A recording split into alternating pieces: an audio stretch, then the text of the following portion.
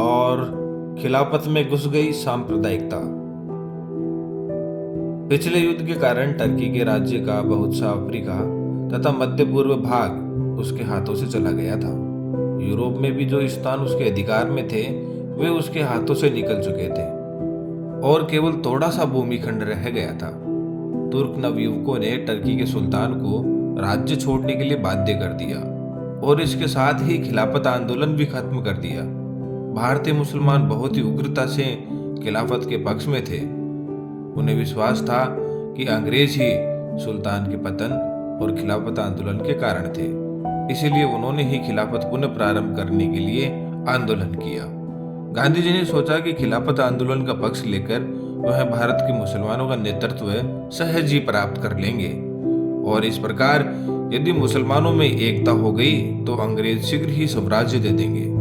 गांधी जी ने खिलाफत आंदोलन में कांग्रेस को लगा दिया और इस प्रकार राजनीति आंदोलन में सांप्रदायिकता ले आए, जो कि बहुत महंगी पड़ी और भारत के लिए अत्यंत अनर्थकारी विपत्ति का कारण बनी। कुछ समय तक तो खिलाफत आंदोलन सफल होता दिखाई दिया। जो मुसलमान खिलाफत के पक्ष में न थे उनका महत्व घट गया और जो खिलाफत के लिए कार्य कर रहे थे उनकी महत्ता बहुत अधिक बढ़ गई। वे लोकप्रिय हो गए, जिस प्रकार अली भाई, जिन्ना का जब तक कोई महत्व न था और कुछ वर्षों तक उसकी ओर किसी ने ध्यान भी नहीं दिया था। आगे चलकर खिलाफत आंदोलन को दबा दिया गया और मॉन्टेग्यू जेम्स फॉर रिफॉर्म की सहायता से खिलाफत के प्रभाव को सर्वथा नष्ट कर दिया गया। मुसलमानों ने कांग्रेस और खिलाफत को सदा अलग ही समझा था। उन्होंने खिलाफत के साथ कांग्रेस की मदद को स्वीकार किया था, परंतु वे कांग्रेस के साथ मिले नहीं थे।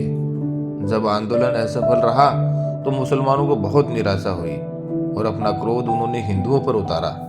भारत में विभिन्न स्थानों पर हिंदू मुस्लिम संघर्ष हुए और प्रत्येक स्थान पर हिंदुओं की हानि हुई। महात्मा जी की हिंदू मुस्लिम एकता केवल एक स्वप्न बनकर रह गई। मोपला विद्रोह।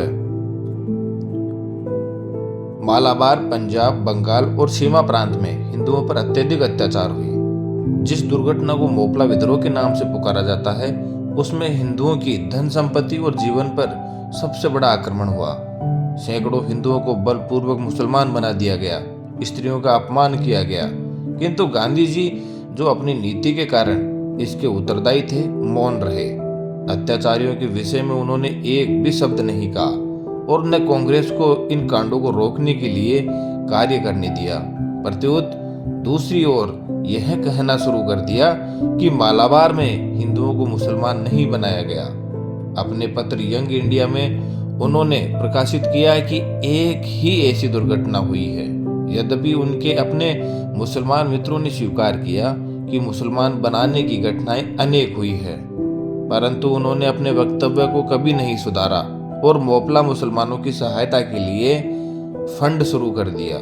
इतने पर भी मुस्लिम एकता का लक्ष्य उन्हें कभी प्राप्त नहीं हो सका।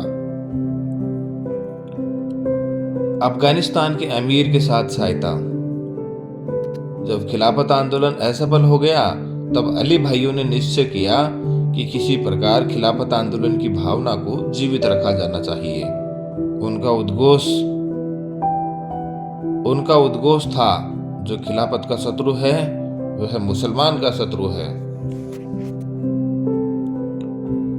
और चूंकि अंग्रेजों के कारण टर्की के सुल्तान की हार हुई और उसे गद्दी छोड़नी पड़ी, इसलिए हर मुसलमान अंग्रेजों का शत्रु है और प्रत्येक मुसलमान का यह पवित्र कर्तव्य है कि वह अंग्रेजों का विरोध करे।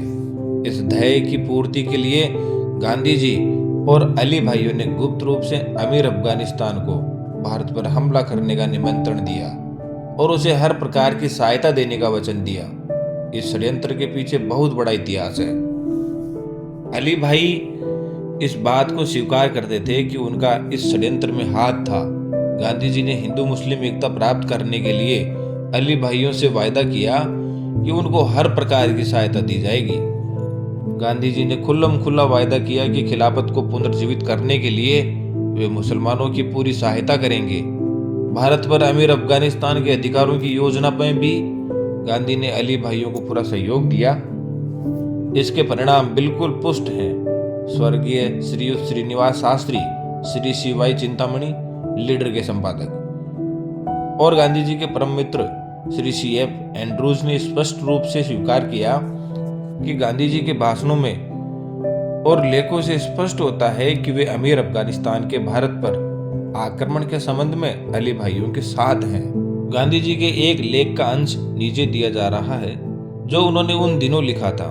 इससे यह पता चलता है कि किस प्रकार गांधी जी अपनी मुस्लिम तुष्टीकरण नीति के ऊपर अपने देश तक को न्यौछावर कर देने के लिए तुले हुए थे।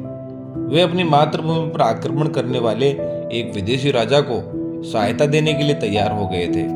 गांधी के शब्द इस प्रकार थे, मैं नहीं समझ सकता कि जैसी खबरें फैली हुई है अली भाइयों को क्यों जेल में डाला जाएगा और मैं स्वतंत्रता से रहूंगा।